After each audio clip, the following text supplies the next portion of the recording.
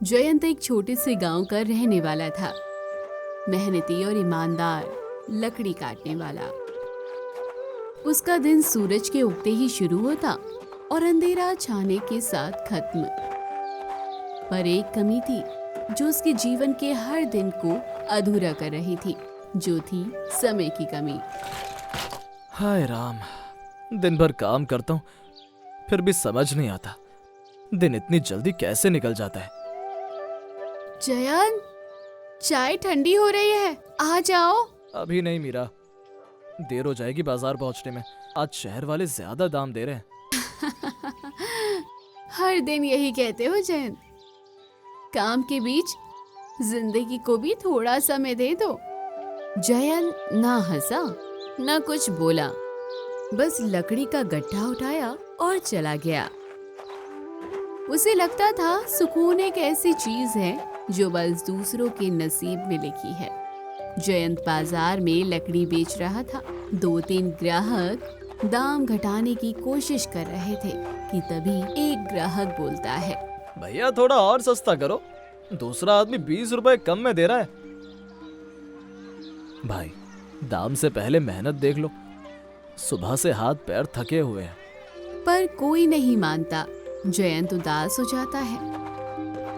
तभी पीछे से उसका हंसमुख दोस्त रघु आता है, जो हमेशा खुश रहा करता है। अरे भाई इतना उदास मत हो, दुनिया भागती है, तुम भी भागो। मैं तो आधा दाम कमाता हूँ पर फिर भी खुश रहता हूँ। मैं झूठ नहीं बोलता रघु, पर काश थोड़ा और समय मिल जाता, जिंदगी बदल देता। अरे जयंत भाई, समय सबका एक जैसा ही चलता है। अगर तुम समय को रोक सकते तब तो तुम राजा ही बन जाते। हाँ। शाम को जयंत घर आता है। बच्चे सो गए थे। मीरा बर्तन रख रही होती है। कुछ खा लो, बहुत थके हुए लग रहे हो। मेहनत तो करता हूँ पर लगता है समय ही दुश्मन बन गया है। काश दिन थोड़ा और लंबा होता। उस रात जयंत को नींद नहीं आई। एक ही ख्याल बार बार दिमाग में घूमता रहा, काश समय उसके हाथ में होता। अगली सुबह हमेशा की तरह जयंत अपनी कुल्हाड़ी लेकर जंगल निकल गया। जंगल शांत था, हवा भी जैसे संभल कर चल रही हो। जयंत पेड़ के नीचे झुककर लकड़ी काट रहा था। दूर एक आदमी उसे देख रहा था। सफेद बाल, गहरी आंखें और चेहरे पर एक अजीब सा सुकून, जैसे समय खुद रुककर उसे देख रहा हो।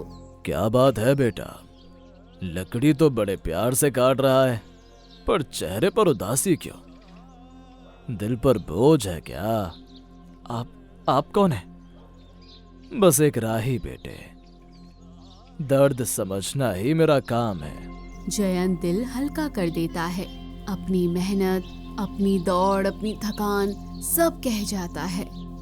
बाबा चुपचाप सुनते रहते हैं, जैसे हर लफ्ज उन्होंने पहले से सुना हो। बस बाबा, समय ही कम पड़ता है। अगर थोड़ा और मिल जाए ना तो मैं सब ठीक कर दूंगा। समय भागता नहीं बेटा, सिर्फ देख रहा होता है। कौन उसे समझ पाता है? बाबा अपनी झोली से एक छोटी सी चांदी की घंटी निकालते हैं। ये घंटी तेरे लिए है बेटा। जब ये घंटी बजेगी दुनिया का समय रुक जाएगा, पर तेरा समय चलता रहेगा। सोच समझकर बजाना। बाबा अब सब ठीक कर दूंगा, सब कुछ। याद रख बेटा, हर वरदान एक परीक्षा भी होता है। बाबा गायब हो जाते हैं। सिर्फ घंटी चमकती रहती है, जैसे अंधेरे में एक याद हो। जयंत घर पहुंचता है। मीरा हाथों में चाय की प्याली लेकर आ रही होती है। वो एक पल सोचता है, फिर घंटी बजाता है। मीरा के कदम ठहर से जाते हैं। भाप हवा में जम जाती है। दुनिया एक सांस के बीच रुक जाती है। बच्चे खेलते खेलते आधे रास्ते में रुक जाते हैं। गांव के पेड़ भी हिलना बंद कर देते हैं, जैसे हवा भी थम गई हो। जयंत एक पल के लिए हैरान रह जाता है, फिर मुस्कुराते हुए कहता है, अब मैं अपने समय का मालिक हूँ। घंटी बजते ही दुनिया थम गई। लेकिन जयंत के लिए वक्त अब भी चल रहा था और वो अपने लिए हर पल का इस्तेमाल करता गया। 2 दिन तक जयंत काम करता रहा, लकड़ी काटता, घर ठीक किया और बाजार से मीरा के लिए एक लाल साड़ी ले आया। जयंत के घंटी बजाते ही समय वापस से चालू हो गया। लो तुम्हारी चाय। कहाँ थे? तुम्हें क्या पता मीरा, मैंने 2 दिन का काम बस 2 पल में निपटा दिया। जयंत की बातें सुन मीरा हैरान हो जाती है, पर उसकी बातों पर ध्यान नहीं देती। उस दिन जयंत को लगा जैसे उसने जीवन का सबसे बड़ा राज समझ लिया हो। अब जयंत के हाथ में था वक्त का पूरा नियंत्रण। जयंत रोज घंटी बजाता है, कभी 10 दिन, कभी 1 महीना। उसका घर बढ़ता गया, धन दौलत बढ़ती गई, पर जब समय रुकता हर आवाज भी थम सी जाती। जयंत बाजार में चलता है, सब लोग एक पल के लिए जमे हुए होते हैं। मछली हवा में आधी और पक्षी पंख के बीच ठहरे हुए थे। वो धीरे धीरे सब कुछ देख रहा था। हर चेहरा, हर हरकत एक अजीब सी खामोशी में ठहर सी गई। दिल में हल्का सा बोझ और उदासी महसूस हो रही थी। क्या फायदा ऐसे धन दौलत का जब पूरी दुनिया खामोश है। फिर भी उसने घंटी बजाकर समय को अपने लिए रोक दिया और 3 महीने तक अकेले काम करता रहा। घर साफ, खाना तैयार, पैसा जमा, पर सब कुछ खामोश था। जयंत मीरा के पास जाता है और उसके ठहरे चेहरे को देखता है।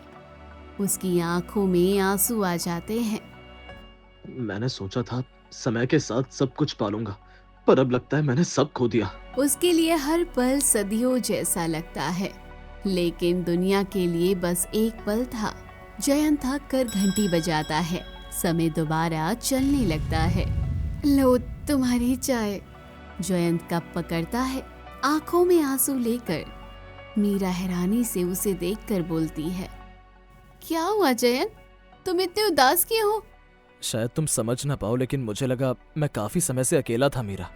मीरा हैरान होकर कहती है, बस एक पल ही तो गुजरा है।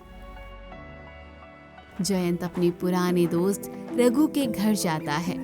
रघु के बच्चे खेल रहे होते हैं। घर में हर तरफ आवाज है। जयंत चुपचाप उन्हें देखता रहता है। अरे जयंत, तुम तो राजा लग रहे हो यार। इतना पैसा, इतना बड़ा घर, फिर भी उदास क्यों है भाई? क्या करें रघु, पैसा तो आ गया पर समय चला गया। समय चला गया मतलब? मैं समय का मालिक बन गया था, पर अब लगता है समय ने मुझे छोड़ दिया। अरे समय सबका अपना अपना होता है भाई, पर अगर तुम उसके साथ छेड़खानी करो और उसका मालिक बनने की कोशिश करो तो वो तुमसे रूठ जाएगा। जयंत चुपचाप सोचता रहता है। घंटी हाथ में रहती है, पर वो बजाता नहीं। रघु के शब्दों ने जयंत के दिमाग में एक सच जगा दिया था। समय का नियंत्रण एक वरदान है, पर श्राप भी। जयंत जंगल में जाता है। वहीं पेड़ के नीचे बाबा बैठे होते हैं, शांत और मुस्कुराते हुए। बाबा, ये वरदान नहीं, श्राप है। मैंने सब कुछ खो दिया, मुझे ये घंटी नहीं चाहिए। जयंत, तुमने समय मांगा था पर साथ नहीं मांगा। समय तभी वरदान होता है जब वो सबके साथ एक जैसा रहता है। तुमने उसके साथ छेड़खानी की, इसीलिए तुम अकेले पड़ गए। जयंत घंटी जमीन पर फेंक देता है और तेज रोशनी से घंटी धूल बन जाती है। अब जाओ और अपने लोगों के साथ जीना सीखो, वही असली समय है। जयंत घर लौट आता है। मीरा चाय लेकर आती है। इस बार जयंत मुस्कुराते हुए कप लेता है। आज बस हम दोनों और ये चाय, काम कल कर लेंगे। आज तुम थोड़े अलग अलग लग रहे हो जयंत। बच्चे दौड़ कर आते हैं और जयंत को अपने साथ खेलने को कहते हैं। जयंत बच्चों के साथ खेलकर खुश हो जाता है। उस दिन जयंत ने समय को जीतने की कोशिश छोड़ दी और सिर्फ उसे महसूस करना सीखा। जीवन की सबसे बड़ी दौलत ज्यादा समय नहीं, बल्कि बेहतर समय है, जो हम अपनों के साथ जीते हैं। समय को रोककर सुकून नहीं मिलता, उसे साथ बिताकर ही मिलता है।